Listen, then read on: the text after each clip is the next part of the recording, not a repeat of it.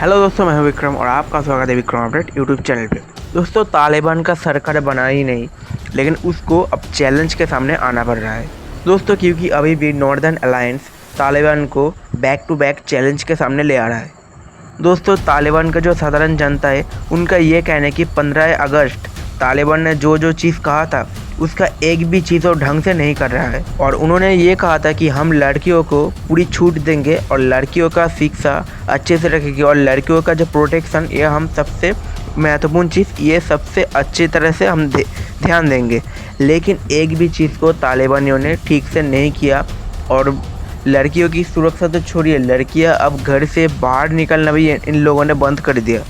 दोस्तों, तालिबानियों का ये कहना है कि अहमद मसूद कजाकिस्तान में भाग गया, लेकिन अहमद मसूद ने खुलेआम कह दिया कि हम कजाकिस्तान में नहीं भागे हैं, हम और अमरुल्लाह शाह है ये अभी भी पंजशीर में ही है, एक सुरक्षित जगह पे। दोस्तों, ये बात मैं इसके पहले वीडियो पे भी कह चुका, लेकिन ये चीज़ कहना ज़रूरी था क्योंकि तालिबान जो अफ़गान और पूरी दुनिया को ये चीज़ दिखाना चाहता है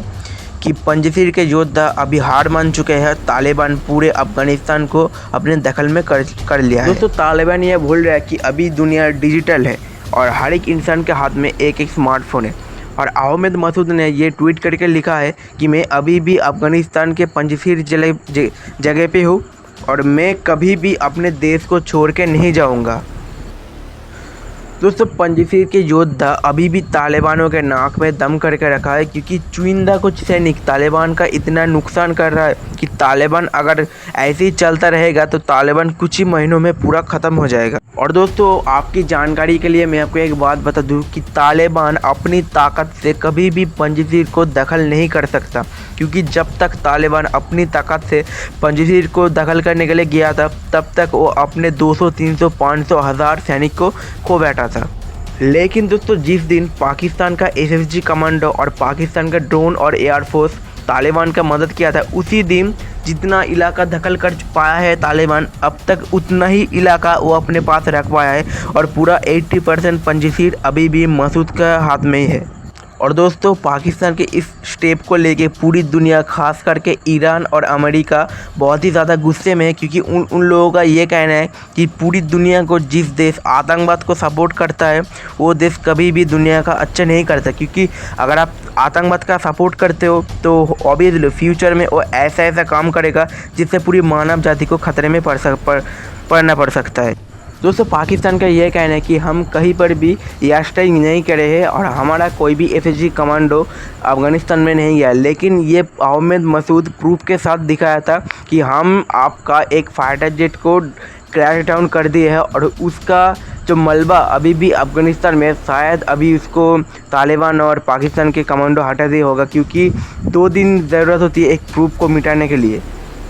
और अहमद मसूद ये कह रहे हैं कि तालिबान को फुल सपोर्ट कर रहे हैं पाकिस्तान, और पाकिस्तान को पीछे से सपोर्ट करता है चीन, क्योंकि चीन ये चाहता है कि पूरे तालिबान अफ़गानिस्तान को कब्ज़ा कर ले और तालिबान को कब्ज़ा कर ले चीन, क्योंकि अगर तालिबान चीन के हाथ में चला गया तो अफ़गानिस्तान के अंदर जो खनिज पदार्थ है, यानी कि लोहा, स्टील, कॉपर, जो कुछ है वो पूरा माल चीन अपने देश में ले जाना चाहता है, क्योंकि चीन सिर्फ बिजनेस समझता है और पैसे से उसका मतलब है। दोस्तों, मैं आपकी जानकारी के लिए आपको बता दूं कि तजाकिस्तान में जिस जगह पे भारत का एयरबेस है उससे पंजशीर सिर्फ 100 किलोमीटर दूर है। अगर भारत किसी कारण में भड़का गया या फिर भड़क गया तो भारत एयर स्ट्राइक अगर कर दिया पंजशीर में, तो आप ये सोचिए कि तालिबान का क्या हाल होगा, क्योंकि तालिबान कभी भी इंडियन एयरफोर्स के खिलाफ लड़ नहीं सकता, क्योंकि उनके पास इतना एडवांस हथियार नहीं है, इतना एडवांस एयर डिफेंस सिस्टम नहीं है कि वो इंडियन आर्मी के फाइटर जेट को काउंटर कर सके। दोस्तों, भारत का एयरबेस पंजशीर से सिर्फ 100 किलोमीटर की दूरी पे, और मुझे तो ये लगता है कि भारतीय सरकार को अफ़गानिस्तान को ज़रूर मदद करना चाहिए और पंजशीर के योद्धा को भी मदद करना चाहिए, क्योंकि अगर भारत उसको मदद नहीं करेगा तो फ्यूचर में भारत को प्रॉब्लम में पड़ सकता है, क्योंकि तालिबान एक आतंकवादी संगठन है। इस चीज़ को हमारे दिमाग में ज़रूर रखना चाहिए। दोस्तों, नो फास्ट अटैक पॉलिसी, अगर ये दिमाग से भारत नहीं निकालेगा तो भारत को फ्यूचर में बहुत ज़्यादा प्रॉब्लम में पड़ सकते हैं, क्योंकि अगर आप एग्रेसिव नहीं होंगे तो आप कभी भी दुनिया को ये नहीं दिखा पाओगे कि अगर आपके ऊपर कोई हमला करता है तो आप उसका अंजाम क्या हो सकता है। देखिए दोस्तों, भारत अगर ये सोचता है कि मैं किसी झमेले पे नहीं जाऊँगा, तो मैं आपको ये बता दूँ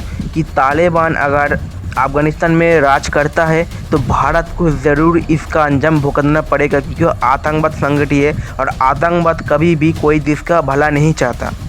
अब भारत की बात छोड़ दीजिए, पाकिस्तान जो तालिबान का मदद कर रहा है, अगर तालिबान का राज अफ़गानिस्तान में रह गया तो पाकिस्तान को कितना प्रॉब्लम में पड़ना पड़ सकता है, क्योंकि सुअर का बेटा सुअर ही होता है, सुअर का बेटा कभी शेर नहीं हो सकता। दोस्तों आज के लिए सिर्फ इतना ही। अगर आप चाहते हो तो मैं आपके लिए ये वीडियो लेके आऊँगा कि राफेल को भारत ने क्यों खरीदा, यूरोफाइटर टाइफून और ACU-35 इन जैसे बेहतरीन फाइटर जेट को छोड़ के भारत ने राफेल को क्यों खरीदा। दोस्तों अगर ये वीडियो चाहते हो तो आप कमेंट सेक्शन में हाँ लिखिए, अगर नहीं चाहते हो तो ना लिखिए। तो दोस्तों आज के लिए इतना ही। अगर वीडियो का अच्छी लगे तो लाइक कर दीजिए, मेरे चैनल को सब्सक्राइब कर दीजिए। तब तक के लिए जय हिंद, वंदे मातरम।